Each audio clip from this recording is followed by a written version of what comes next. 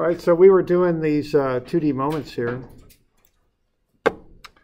And when we have angled forces, which we often do, our strategy is then to take the object and to break it up. Or excuse me, take the force and break that into X and Y components. You can then combine it with dimensions, which are commonly in the X and Y directions. Now, when you're doing this, to make a two-dimensional moment, you take an X force and combine it with a Y distance, or a Y force and combine it with an X distance.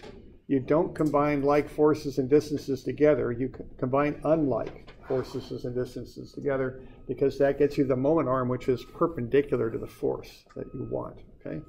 So X force, Y distance, Y force, X distance. So the idea here is to take that angled force, break it up into X and Y components. You can then combine it with the dimensions you're given and come up with the moment. That's the idea. All right. And what we're looking at here is if we apply that force on that plate in the location shown, we're going to generate a moment about point A, like that, clockwise, with a magnitude of 6560 Newton meters. So if you're going to design some sort of connection there, that's what you're going to design it for. That's kind of what we're up to here so far with this. Okay? It's got to be strong enough to handle that moment. Okay.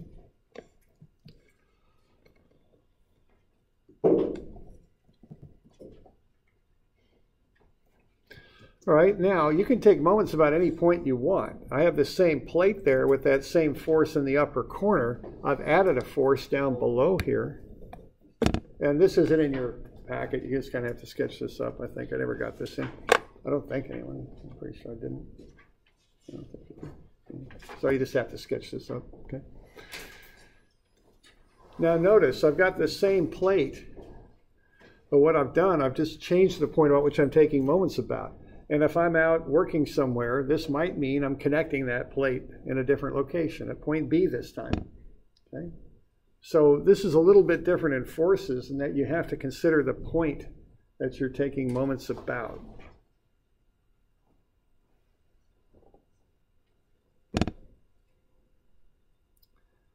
Okay?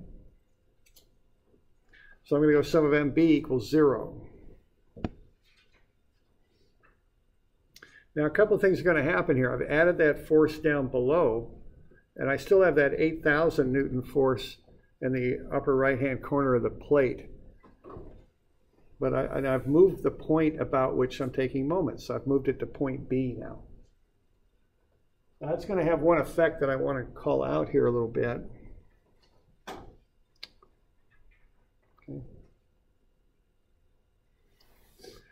Now the strategy is going to be the same. I've got the 12,000 Newton force on the bottom. That's an X force. If something looks horizontal or vertical and it's not labeled, you can assume it's horizontal or vertical. That's the convention of drawing this stuff up. So what's the moment arm on that going to be about B?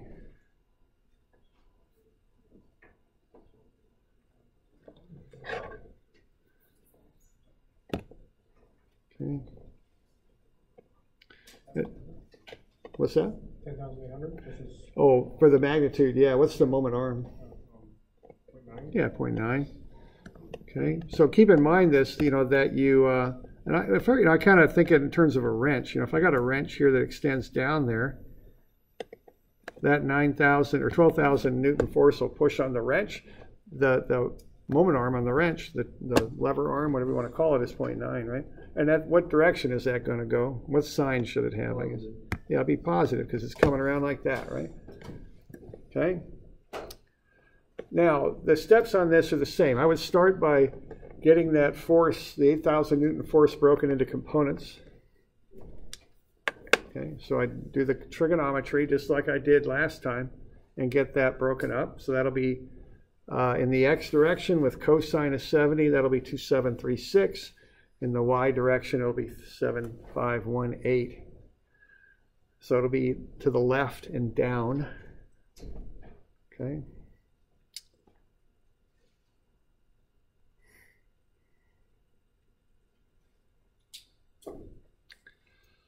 All right, so I'll get that, and now that I've got everything broken up, see, I've got that force broken up into x and y components, so I can now combine it with the x and y moment arms.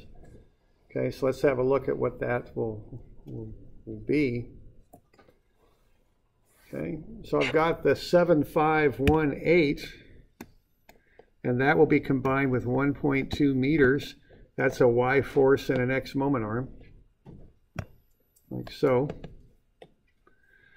Now notice what happens though with the 2736. If you follow that in, that pushes right on B, doesn't it? If you put it along its line of action. The meaning of that is it doesn't cause a moment about B. It's pushing right on B, but it's not offset, so it doesn't create a twisting action. If you want to loosen up a bolt, you don't just push on the bolt. You push off the bolt and connect your push with a wrench, right? That's how you get that twisting action. This is pushing right at B. So in a common sense sort of way, it doesn't create a moment about B, no twist about B. In a mathematical sense, the moment arm is 0. Okay? So be aware of that when forces act right through a point, they cause no moment about the point. Okay? So you do have to consider the point about which you take moments. All right. And then the last one here will be the 12,000. And that'll be times 0.9. Okay. So we got a y force with an x moment arm, an x force with a y moment arm, and then we've got the 2736 that has no moment arm. Okay, now the 12,000, that comes around counterclockwise, right? So that gets a plus. I've kind of got that plus sign kind of covered, I think. There we go. Okay. The other one, the 7518 times the 1.2, that's coming around that way. That's clockwise, so that gets a negative. And of course, the 0 doesn't have a sign. Okay. You doing all right with that? Okay.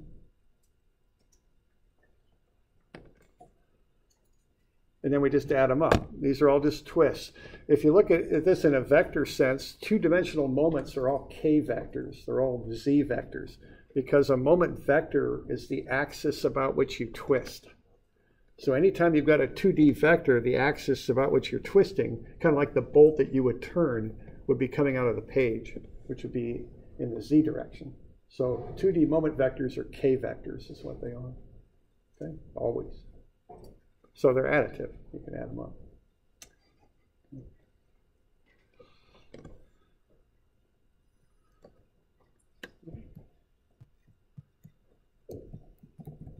All right, now one last thing I want to mention about this stuff is something about statics that we want to know and understand. We assume that things are what we call rigid bodies, that they don't deform. That's our assumption in this class. What if, instead of having a nice clean plate, I had an object that looked like that?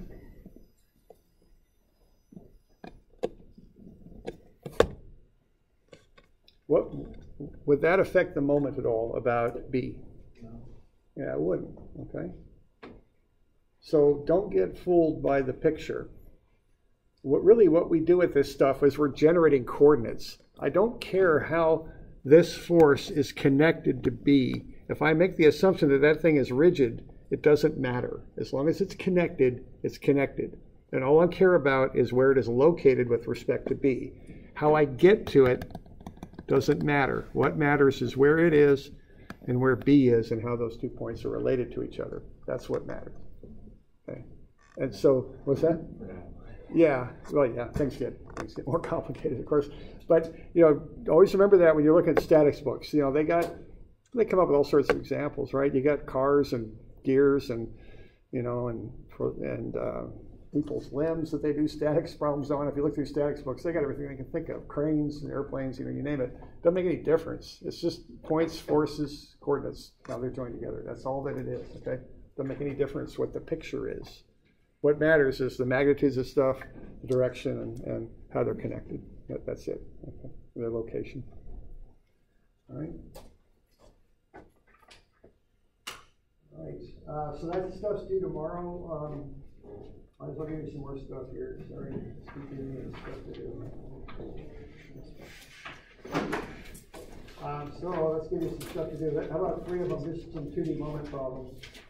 There's 3 of them, 191, 2, and 3. We'll carry on with this tomorrow, of course, but 191, 192, 193, those are due Friday. Okay. Today's Tuesday, so that'd be the 18th. Okay. All right. So we're doing all right? Any questions or anything? Doing okay? All right. Off we go.